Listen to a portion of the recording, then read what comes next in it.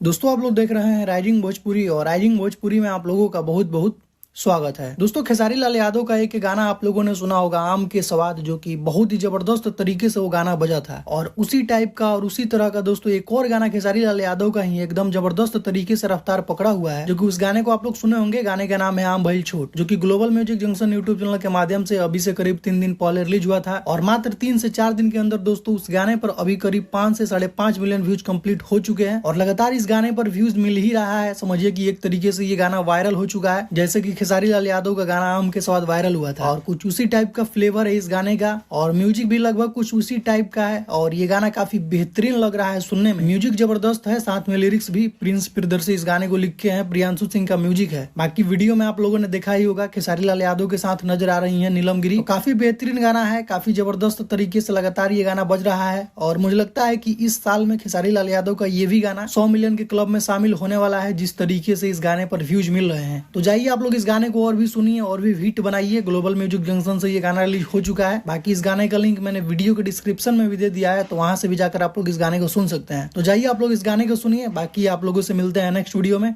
Thank you so much.